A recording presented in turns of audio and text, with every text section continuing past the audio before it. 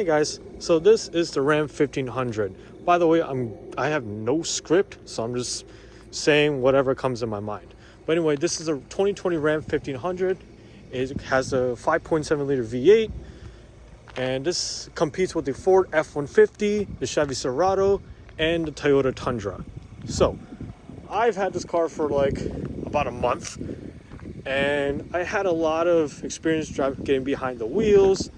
And again, this is not like my first pickup truck, but in fact my third. But I've had this the longest. Obviously, I don't own this truck because of, well, trucks and their pricing. Oh, someone's here. Cool. Hold on a second. Some say this is the best truck. Others have different opinions. So I'm going to share you my opinion on whether this is the best truck. So starting out, what is this truck, right? So again, this is a Ram 1500. It's got this spec. This is a super cab, I guess you can say, or it's got pretty much all it means is it's got back seats that are very usable. The best in this class, I should add, because it's got a tons of space. Technically, this is the most spacious out of its competitors. I think this F-150 and Silverado beats it by like 1.2 inches, and the Tundra beats it by like 3 inches, somewhere around there. I'm not too sure. You can definitely read the brochure if you want. So this has very usable space, especially because these seats fold up. It's got all my random junk, and the front and that seat does it too.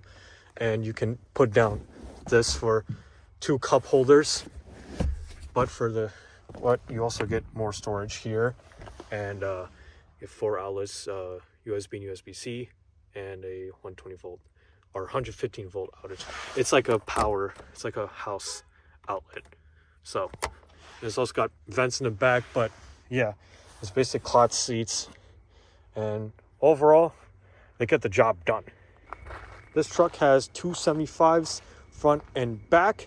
So I'm pretty sure all trucks are squared, but again, I remember when I had the Silverado, they were like 265s. This is 275s. This is perfect for traction. It's great. I never had any actual traction issues, like for example, like understeering in the front. And comfort-wise, these tires also do a great job.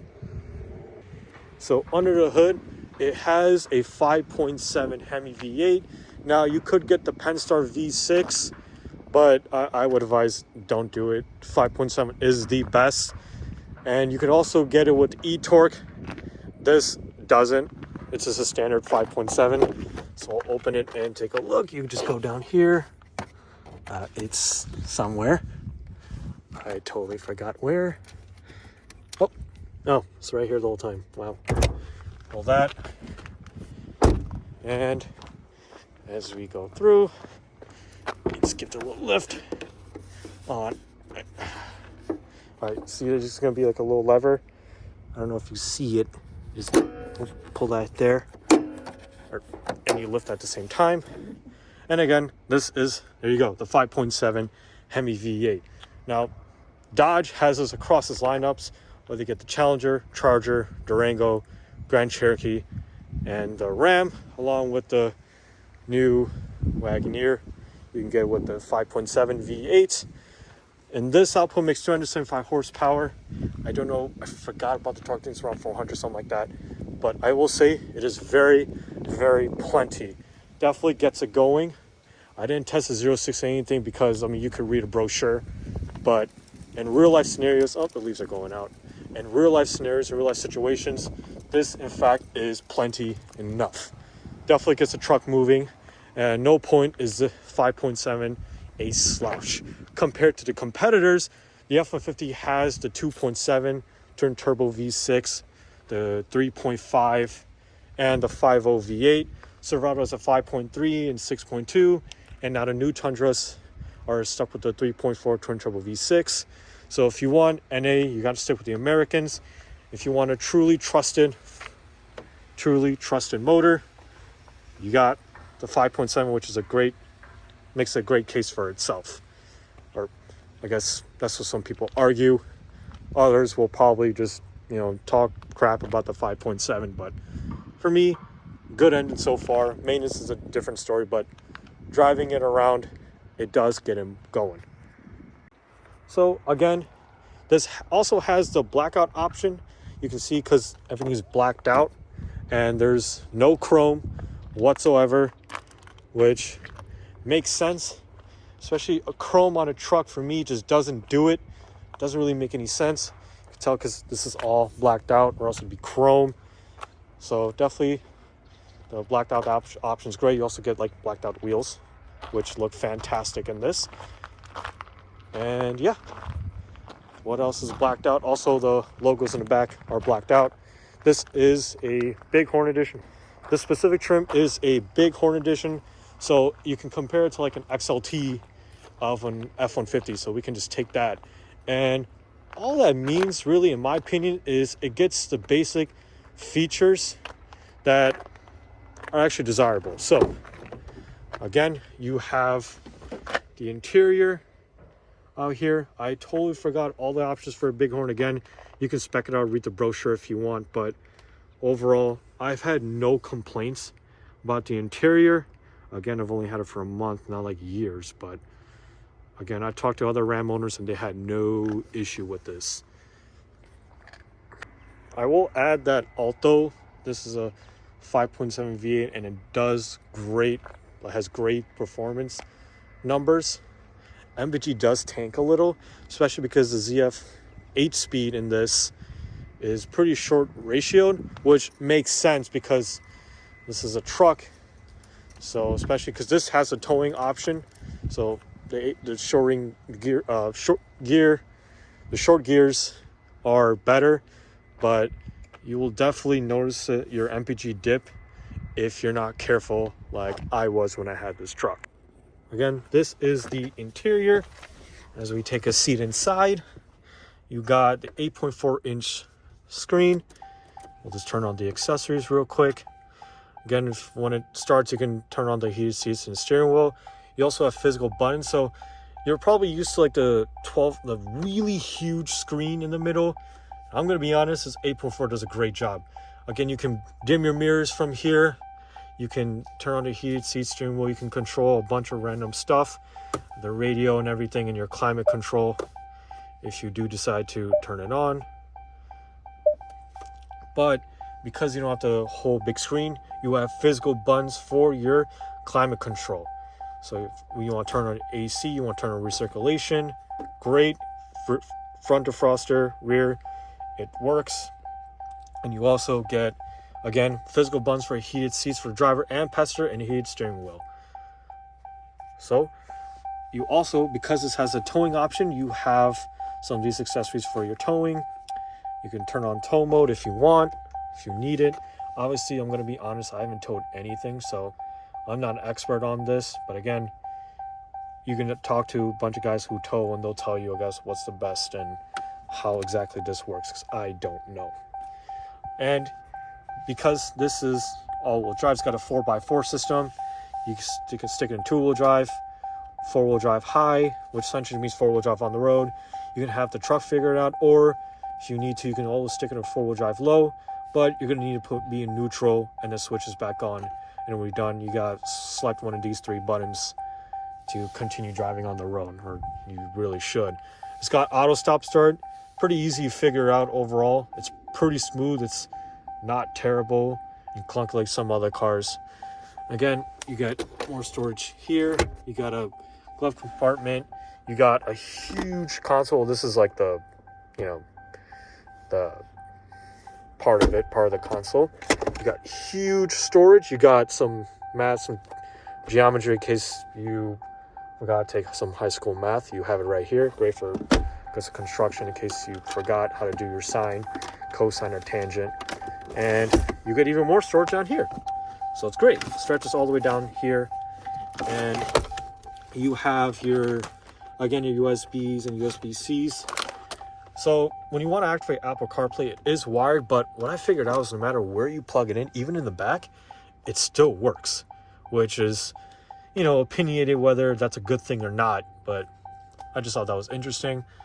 I can also open the rear window. By this button, I just hold it open and you will see it opens, which is pretty fantastic. So now we can go through all of this. Let's see, just tell, so get a lot of information. So we'll start with tire pressure. It's great. You can tell your coolant temp, your transmission temp, oil pressure, and yeah, it needs an oil change, but it'll be fine. Your battery voltage, and pretty much everything laid out into one. And yeah, your idle, driving, your total, if you really care. And your fuel economy, yeah, I know, atrocious, probably like the worst you'll get. And your trim information, and then everything else, trail towing, audio, if you really care for that, and your screen setup. You can do decent much. Like, it changes like the four corners right here where it tells the time, the temperature, and also like your battery voltage and your oil pressure. You can change that to like this right here. If you can see it right here, it changes if you want. I just keep it on here because, well, I prefer it that way, especially when I have the accessory on right now. Now, there are other accessories it has. For example, if you notice, it has the step, the ones that the 3-step. I know there's like different options for ones. It's like has like the 3 where it holds on. It's pretty much holds on to, like, I don't know what you call those, 3 something, whatever. But it does a fantastic job. Again, it helps you get in, and yeah, helps the driver and passenger rather than trying to jump on in. They can use that. And again, yeah, this has a lot of storage. Going on road trips, it's amazing. I remember when I took this down to Chicago with a bunch of bikes. All my passengers were happy with the amount of space they have. It was great. They had no complaints. We didn't use this, but it was funny because they have the handles here. So when you have like the oh crap moments, usually it's up here, but it's up here instead. It's easier, so that way whenever you climb in, rather than trying to reach for this makes no sense. You can climb right here and sit down. So overall, that's a good choice. Get more storage down here, speakers down here. That's great. Now the main highlight that I want to talk about is tonneau covers.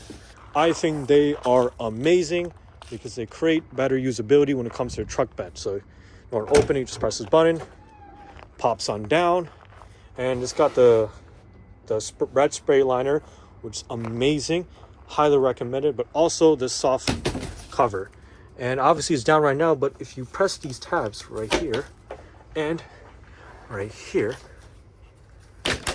it unlocks. From there you can roll it up, and I don't know how I'm going to do this one-handed, but I guess we can give it a shot. So just roll it up as much as you can right here like this. Shove this in. There you go. And once then, you're going to see, you're going to get this, and hold on, let me switch hands. You'll see this little hook right here. You just hook this strap into here, and boom.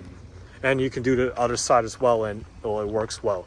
And then when you need it again, you just unhook it, and you just roll it back down. Just make sure it's even, because you're going to get this part and you're going to hook it into here. So you put this like that, and get the other part, do the same thing, and when you're ready, you just essentially twist down, and boom. Doesn't take a lot of effort. So this is the 5 foot 7 inches. I think forward's like 5.5. So it does beat it by like 2 inches, and it's worked really well, especially putting like 5 bikes on here. It's perfect. It works great. And whenever I want to put some other stuff in here that I don't want sliding around, I can put it down here. And because of the bed truck cover, the bed liner, I should say, it doesn't move at all. And again, you got more hooks here, which I needed for the bikes. And you got the Ram logo in case you forgot that this was a Dodge Ram.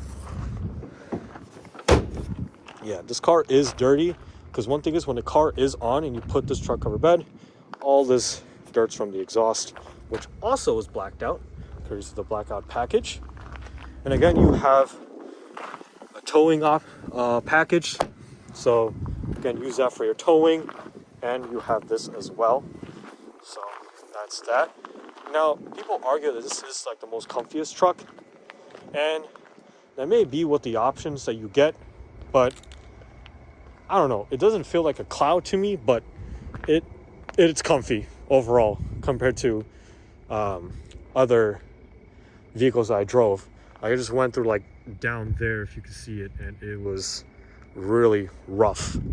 So the fact that it was able to do it, and I literally did not panic, no issues. I wasn't worried whether any bumps will destroy this truck. It just won't. So yeah, with that done, that's pretty much it. You also get this as an option, so that's nice overall. And you get tow mirrors, which have been very helpful. Obviously this, heats up the rear mirrors if you need to. And yeah, overall this is like really the best package, because for the price it gives you everything you need. Because if you try opting on a pickup truck now, they are insanely expensive. It's like a manufacturer decided to increase the pricing of pickup trucks, and now that were once affordable options have now been less affordable, I should say. Again, let's put this down and admire the 5.7 one more time. This is a truly proven motor that Mopar or Dodge, what they've done is derive the 6.4 Scat Pack motor and the 6.2, the Hellcat motors, from the 5.7. So this is a true OG motor. So gotta give respect, of course. Goes down easily. And cool thing is when you turn, when in slow speeds or when you have a signal on, the fog lights do turn on for that respective area. So if I have my right turn signals, it turns on the right fog lights. I didn't find it super helpful, but I thought it was pretty nice. Maybe one day I'll find it helpful. You never know. So overall, this is a great truck. Apart from the MPG, I've been getting mixed MPG. Right now you saw like 14.7, which is atrocious. I could definitely get more, really, especially maybe on the highway. You just gotta have a steady foot and not just go nuts. So there's that. And also you'll have sensors in the front and the sides and the back as well, although you have a rear camera as well, standard. You could option for a 360 camera if you want. You can also option for a panoramic sunroof, which you probably noticed this does not have, which I honestly do not mind, because it's unnecessary. It's like a nice feature to have, but you don't really need it. It's not like a deal breaker. And again, you got the gas tank, just push it, insert the nozzle in there, and this is supposed to take 89. I think some people put 87 and they're just fine with it. So do as you must when you buy the truck, doesn't matter, or at least to me, whatever. This has, I believe, a 25-gallon tank, so that's nice. But when you get really bad MPG, you get like 330, 350 miles in range total. So drive better than I do, and you'll get better MPG, I swear. So overall, this is like a nice, I'm just trying to go through everything real quickly about the basic stuff that you probably cared about. And one more thing is also talking about the key. This is what it sounds. Just unlocking it, and when you don't, unlike Fords or whatever, you have to press the lock button and do it. With this, you just press it and locks it and starts it up, and that's it. That's all you really need to do. The range is okay in this. I don't have too many complaints, and then you can unlock it whenever and hop right in and do whatever you want. That's fine. And yeah, again, you can just start in, just hop inside, press the brake pedal, and it's ready to drive. So again, not much to complain about in this. Again, you can complain about MPG if you want, but again, it's all about how you drive this truck. And this may not have the fanciest options, but it's got enough for you to definitely be satisfied with it. Everything else is just random stuff that you don't really need for, that's just going to increase the price that you may or may not regret in the future. I know if I got this truck and I bought it, I forgot how much, maybe it was like $65,000, which is a lot. But again, I've used everything besides the towing, obviously. Definitely used the truck bed and the truck cover bed. Extremely happy with it. It's amazing because like it'd be pouring rain, and when I open this is bone dry. It's dirty. I know this truck needs a wash, but I feel like a dirty truck just means it's being used properly. Or maybe it just shows I'm being lazy and I should wash the truck. So, yeah. Overall, I love this truck. And compared to the F-150 and Silverado, I would pick this over the Silverado. The F-150, I'm not too sure of. I want to have more driving experience beyond the F-150 because the one I drove was a Raptor. And unfortunately, I didn't get enough footage for it to make like a whole video of it. And the Silverado, I also just forgot to record it. And the Tundras, again, I couldn't really record it. So, yeah, I can only give you the review of a Ram 1500 2020 with 63,000 miles. So, take it as you do. This probably is for entertainment. Maybe you're bored, or maybe you're actually serious about it. I would just say big horn, maybe the blackout package. Side steps definitely help, and you also get the tonneau cover. The bed liner in here obviously is a must, and again, towing package if you really need to. Definitely get the 5'7" bed and the super cab because it has the best spacing out of all the competitors. Get that, and you don't need the huge screen. Trust me, I don't ever think, man, I wish I had the screen. I don't. It's just gimmicky at this point. And then when you're trying to control the climates, I'm just so glad I have buttons. Because nowadays, manufacturers are moving away from buttons, and the only people paying for it are the consumers. So it's like really shocking when a manufacturer allows for physical buttons. Because in this day and age, even volume buttons are now a luxury because now they're all being incorporated into like a screen or whatever, which is complete garbage. But again, you get 275s all around. Very grippy. Although I stick in two-wheel drive a lot to, try saving MPG, but obviously that doesn't work. But I just keep in two-wheel drive regardless. Very few instances where I just step convert to two-wheel drive to a 4x4 for high at least. Very few instances. Mostly because I just got annoyed that this wouldn't grip. And that was like dirt mud where two-wheel drive just wasn't cutting it. And I just switched to a 4x4 and just smoothly went out. No problem. I didn't have to switch it to 4 low. Because these 275s definitely do a lot of justice. Braking is pretty good in this. I forgot whether it was like a 4-piston or whatever. Totally forgot.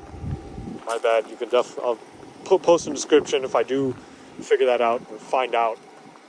And hopefully, maybe towards the end of the video, I'll post like a window sticker for this specific model.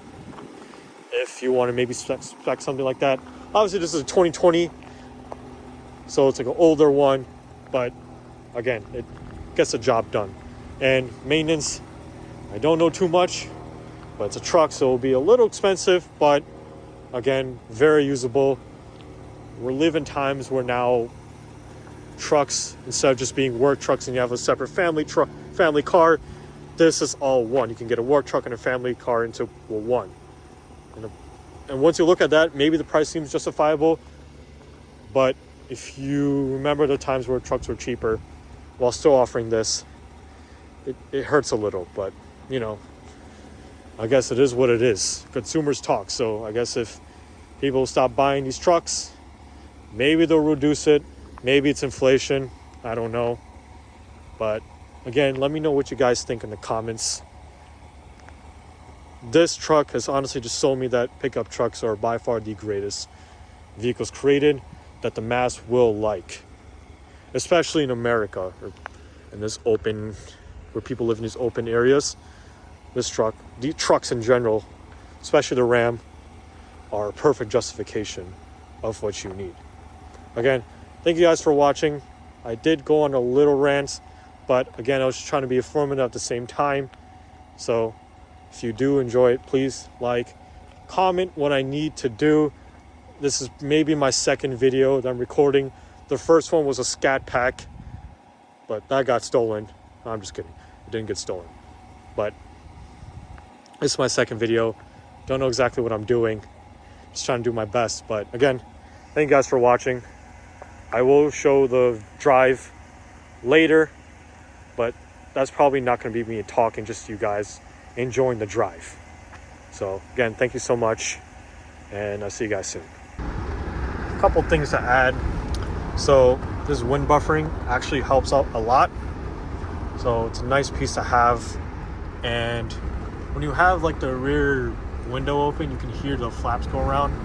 You just gotta just try putting the Velcro on the sides on, or else it doesn't, you will hear it. And this also has front and rear sensors. Get the camera option, and this will automatically brake if you get something too close to a rear or something. This automatically slams the brakes. I turn it off because it sucks. I hate it. I truly do. Especially when you have a camera, you should know what you're doing. But that's all that. Another note, this has regular cruise control, so you just press this button, press it downwards, and it's set. I have it set 61. So this doesn't have adaptive cruise control or blind spot assist, even lane assist, but I mean, I never really needed it. Some of you might need it. Option as you must, but these mirrors work wonders. They're perfectly fine, and I guess if you need adaptive cruise control, then by all means, but I think it's wrapped up in a package, so you're gonna get everything. So again, do as you must, but I don't think it's a necessity.